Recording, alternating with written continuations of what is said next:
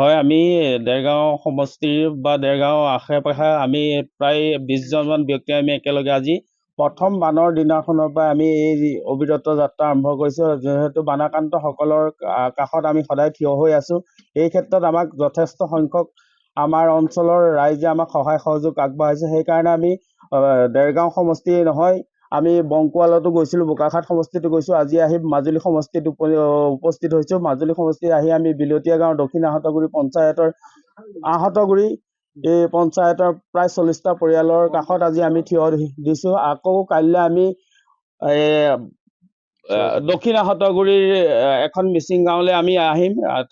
সেইখন গাঁৱতো প্ৰায় 40-50টা পৰিয়াল আছে। আমি আমাৰ লগত সহযোগ কৰা সকলো যুৱ বন্ধুলৈ আমি কোনো এজন কোটিপতি মানুহ নহয়, ইয়াত কোনো এজনৰ চাকৰি নাই। সকলো প্ৰত্যেকজনেই সৰু সৰু ব্যৱসায় কৰি নিজৰ পৰিয়ালটো চলাই আছে। তাৰ লগতে আমি ৰাইজৰ উপকাৰ বা ৰাইজৰ উন্নতিৰ হতে ৰাইজৰ কাষত থাকি ৰাইজৰ বিপদৰ কামত সদায় আমি যাতে থিয় হৈ থাকিব পাৰোঁ, আমি সেইটোৱে আহ্বান জনাইছোঁ। আমাৰ প্ৰত্যেকজন যুৱকৰে এটা বিশাল মন আছে, যাতে দুৰ্গতজনৰ ওচৰত সদায় আমি থাকিম। এই ক্ষেত্ৰত আমাৰ নেতৃত্ব লৈছে আমাৰ ব্ৰহ্মপুত্ৰ সমবায় সমিতিৰ সচিব, লগত আমি দেৱজিৎ বৰা আছে, পবিত্ৰ বৰা আছে, মুজিবুৰ আছে, গোপাল বৰা ডাঙৰীয়া আছে, তেওঁ ছাত্ৰ সন্থাৰ প্ৰতিনিধি, বিদ্যুৎ আছে, আমাৰ লগত সহযোগ কৰি দিব্যজ্যোতি আছে, আৰু জোনটি খাউণ্টকে ইত্যাদি কৰি আমাৰ দেৱেশ্বৰ বৰুৱা, জোনটি খাউণ্ট, তেখেতসকল আমাৰ লগত আজি অহা নাই।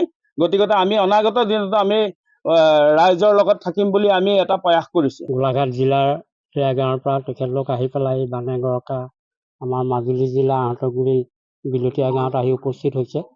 প্ৰথমতে আমি তেওঁলোকক ধন্যবাদ জনাইছোঁ। এনেকুৱা অঞ্চলত যতদূৰ সম্ভৱ তেওঁলোক নাৱৰ পৰা নামি এই জেগাকণ পোৱালৈকে লং পেণ্ট কোচাই আহিবলগীয়া হৈছে।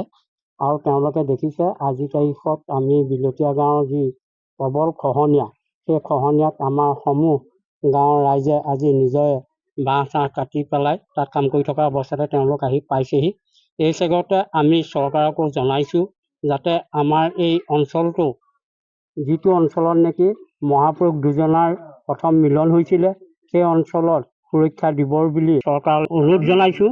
লগতে তোমালোকে আহি পেলাই আমাৰ অঞ্চলত এনেধৰণে আমাৰ পৰা বাৰ্তালাপ কৰাৰ কাৰণে তোমালোককো ধন্যবাদ জনাইছোঁ। যিকোনো খবৰৰ বাবে যোগাযোগ কৰক আমাৰ এই নম্বৰত 7099017330 আৰু 7099017110।